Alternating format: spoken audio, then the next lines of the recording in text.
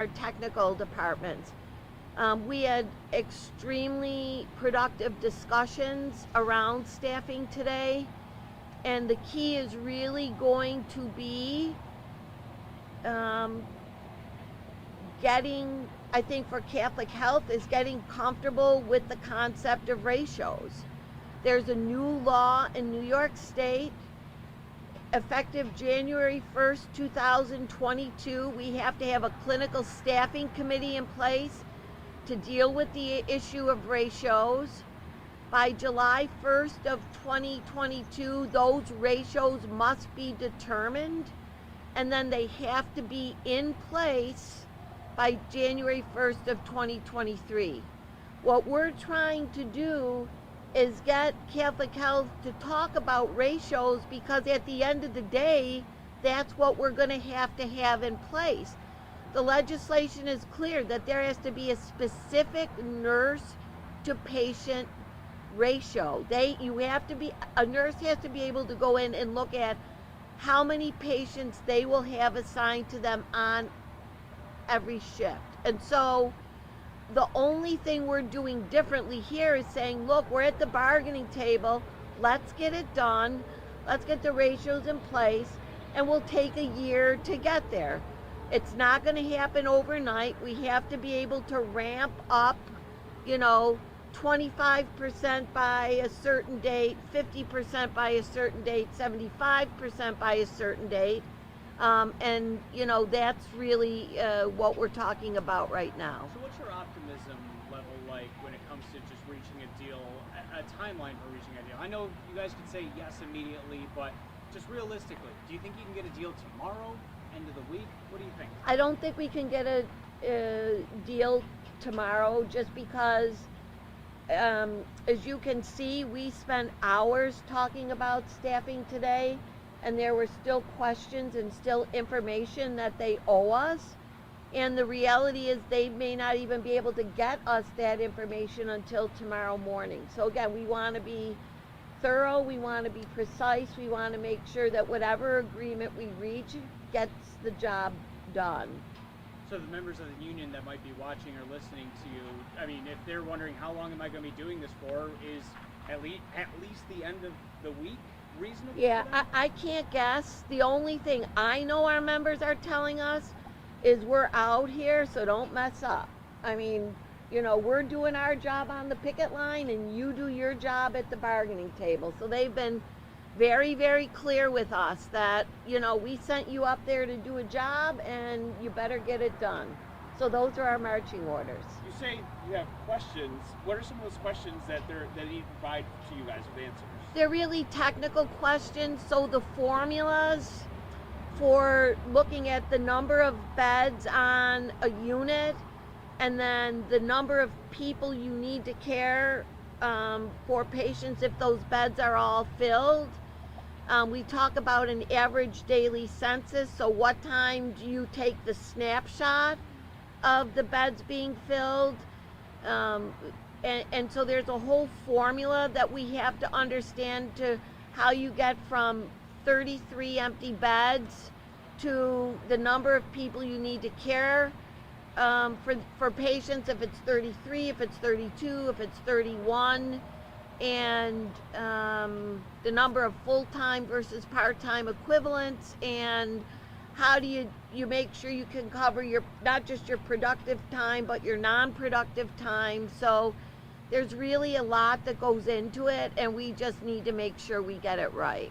Is there any chance that because you are bargaining for the other hospitals in Catholic Health, that something that's different about Mount St. Mary's may follow up what's going on until you get their numbers worked out? So at this bargaining table, we're bargaining for employees at St. Joseph Hospital, Kenmore Mercy Hospital, and Mercy Hospital of Buffalo. And so we are really having the most discussion right now around Mercy Hospital, just because it's the biggest.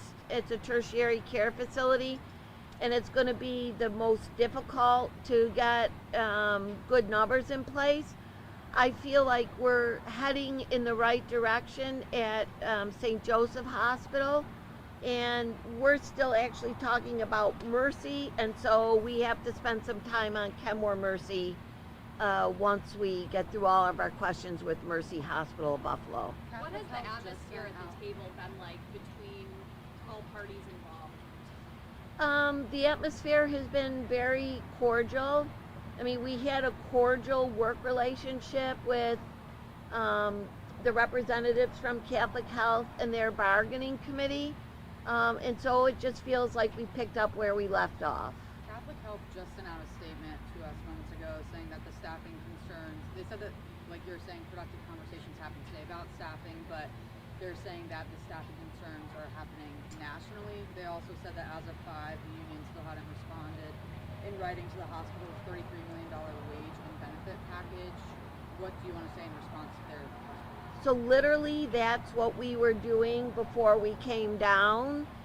They came in the room about 10 minutes to 6, and we got down here about 20 minutes after. So they have, absent the staffing proposal, a comprehensive proposal from the union. So essentially everything on all open issues is in their court except for staffing, and that's only because we're still waiting for information. You mentioned a cordial talks between the two sides today. Over the weekend, didn't really seem like that. What do you have to say about the allegations that they had over the weekend? They shared that TikTok video. Jackie, I see you back there. They called you out specifically in one of the statements that they had. I would love to just get your guys' side of everything. Well, we were basically saying there's people dying in there. We're saving people's lives, and what you're doing is you're ruining everything.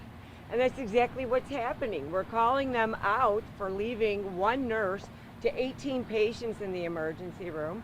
We're calling them out for having one nurse take care of 4 people on a ventilator and another 6 that are confused, that are getting up, falling on the floor, getting wounds they shouldn't have.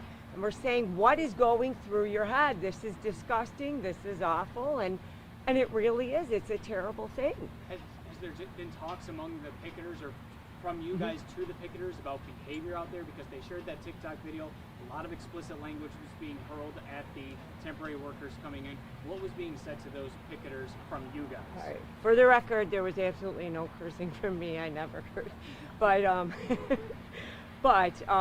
every now and then there's nothing you can do. There's going to be a few people on a line that are going to curse. But there's been cursing going back and forth. I've got videos of, if they want to play a game, of their security guards flipping birds, yelling stuff at people and things like that. So that's something. So we did actually get together today and we said, you know, don't let somebody antagonize you. It's very hard when you're trying to fight for something that you believe with all your heart. You believe that there are people out there suffering. You believe with all your heart that wrongness is happening in that hospital. You believe it and you know it. And you're watching people come in and prolong it. You're watching all this and you just want to say stop. So you have to tell people, don't let your heart get involved. Just keep walking, do what you have to do. So I think today we kind of just turned people back around and said, focus, let them know. But there's other people too that aren't even with us that come and support us. So they're not really a part of the bargaining team. So we're trying to explain to the community, who is very supportive, and to local unions, you know, very supportive. Let's just try not to. But it's a very painful thing that's going on, and it affects the entire community, and people have had it. And we've talked to the Buffalo police. They have been very clear with us that they have not seen any illegal activity on the picket lines. We've given our members instructions as to what they should do when they're crossing a driveway. Take a minute or two and then get out of the way, and our members have been compliant with that. So I feel as though, you know, as Jackie said, we had moments where emotions run high. Some of the people that were hurling some of the vulgarities were not necessarily people from mercy, but they were guests on the picket line, and we just feel like we have everything under control. Our picket captains and our picketers are working very, very hard. They're keeping our picket line strong. The morale of the picketers is incredibly strong. So, you know, we feel good about what's going on out there. Once you have an agreement that you feel comfortable bringing back to the members, can you just talk about the transition of bringing everyone back to work and what that could be like?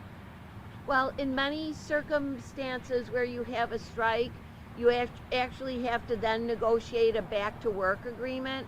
So once we believe that we have an agreement on terms of a new collective bargaining agreement, then we are going to have to sit down and talk about how people are brought back in. The bottom line for the union is that we don't go back to work unless we know that everybody that went on strike that wants to go back to work has the ability to go back to work. We don't leave anybody behind, and those are the kind of things that we talk about with a back to work agreement.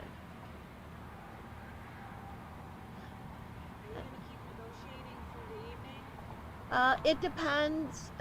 If the hospital has some additional information for us to look at, we will. If they won't have the information to the morning, we'll probably call it a day and then pick up again then. We've also scheduled a 7:30 p.m. Town hall call with our members to update them on what's going on. So we kind of have that as a hard stop. Any other questions? Anything else we can? All right, so thank you again for your patience. We really appreciate you waiting for us to finish up and get out here. And as always, we'll keep you posted on our progress. Thank you, folks. Thanks. Thank you.